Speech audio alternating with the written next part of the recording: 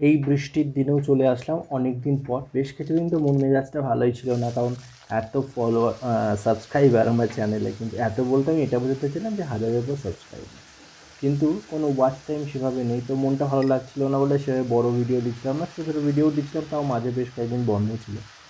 তো হঠাৎ করে মনে হলো যদি আমার বন্ধুরা আমার পাশে থাকেন তাহলে হয়তো কোনো একদিন সাকসেস পাবো। তো দেখা যাক। তো কথা বলতে বলতে আজকে কী কী রান্না করেছিলাম এই বর্ষার দিনে সেটাই শেয়ার করি। খুব সাধারণ দুটো রান্না, একটা হচ্ছে মুসুরির ডাল বেটে ডিম দিয়ে বড়া করে সেটা ঝাল করব আলু দিয়ে, আর সাথে থাকছে হচ্ছে আলু আর ভেন্ডি ভাজা, গরম গরম ভাত। তো ভাত বসিয়ে দিয়েছি, ভাত প্রায় হয়ে এসছে, আর এখানে ভেন্ডি আলু ভেজে নিচ্ছি একটা কাঁচা লঙ্কা দিয়ে, একটু পাঁচফোড়ন শুকনো লঙ্কা দিয়েছি ফোড়নে, সাথে নুন আর হলুদ। আর পাশাপাশি মুসুরির ডাল, ভাঙা মুসুরি ভিজিয়েছিলাম, ঘন্টাখানেকও হয়নি, ওই 40-45 মিনিটের মতন ভেজানো ছিল। সেটাই খুব ভালো করে বেশ শিলনোড়ায় বেটে নিয়ে নুন, কাঁচা লঙ্কা কুচোনো, পেঁয়াজ কুচোনো, হলুদটা আর দেওয়া হয়নি, সাথে একটা ডিম ভেঙে দিয়ে খুব ভালো করে মেখে নিচ্ছি। তো ভেন্ডি ভাজা আলু ভাজাটা প্রায় হয়েই এসছে, আমি পাশাপাশি ওটাকে নামিয়ে নিলাম। এখানে ডালটা মেখে নিয়ে আমি তেলের মধ্যে ওই কড়াইটা ভালো করে ধুয়ে ওর মধ্যে একটু তেল দিলাম। তেল দিয়ে তেলটা খুব ভালো করে গরম হওয়ার পরে বড়াগুলো একটু মিডিয়াম সাইজ করে ভাজি, দিয়ে গোল গোল করে একদম একটু লাল করেই ভেজে নিয়ে নামিয়ে নেবো, বেশ ভালোই লাগে।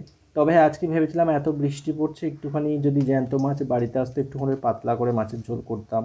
তো এখন তো সেভাবে মাছ মাংস আমাদের বাড়িতে হয় না, শাক সবজি বেশি হয়। তো যাই হোক, শাক সবজি বেশি হয়, এছাড়া বিভিন্ন ধরনের রান্না হয়, এরকম ডাল বাটা দিয়ে, বড়ি দিয়ে, লাউ পাতা, কুমড়ো পাতা, অনেক কিছু হয় আর কি। মাছ মাংসটা তুলনামূলক কম হয়। তো যাই হোক, আজকে যখন জ্যান্ত মাছটা এলোই না, তো তার জন্য ভাবলাম একটু বড়া করেই ঝাল ঝাল মতন রান্না করে নিই। তো যেমন ভাবনা তেমনই কাজ। তো প্লিজ ভিডিওগুলো সবাই একটু দেখবেন, খুব সাধারণ রান্না করি আমি। তো তাহলেও একটু দেখবেন, যদি ভালো লাগে অবশ্যই লাইক শেয়ার কমেন্ট করবেন। এখানে বড়াগুলোকে ভাজা হয়ে গেছিলো, বাকি 4টের মতন রইলো, তো 4টে বড়া আলাদা করে ভেজে নিয়ে তুলে নিলাম। এবার তেলের মধ্যে দিয়ে দিচ্ছি হচ্ছে আলু, আমি কেটে একটু বড় করে লম্বা লম্বা করে আলু কেটেছিলাম, সেটা নুন হলুদ মাখিয়ে রেখেছিলাম আগে। সেটা একটু লাল লাল করে তেলের মধ্যে বেশ ভালো করে ভেজে নেব, ভেজে নিয়ে নামিয়ে নেব।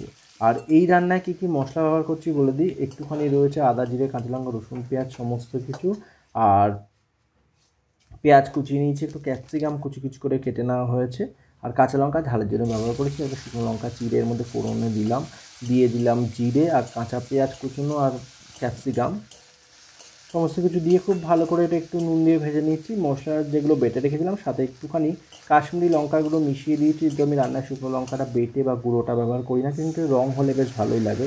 তো সে সমস্ত মশলা সহকারে দিয়ে দিচ্ছি, সাথে দেবো সাধারণ নুন হলুদ একটু চিনি। খুব ভালো করে কষিয়ে নেবো, একটু জল অ্যাড করেই দিয়েছি, দিয়ে খুব ভালো করে কষিয়ে যখন তেল ছাড়তে শুরু করবে, ভেজে রাখা আলুগুলোর মধ্যে অ্যাড করে দেবো। ব্যাস, এই যে রান্নাটা বেশ ভালো লাগে, কিন্তু মানে রুটি হোক বা লুচি পরোটা আর গরম ভাতের সাথে কোনো কথাই নেই।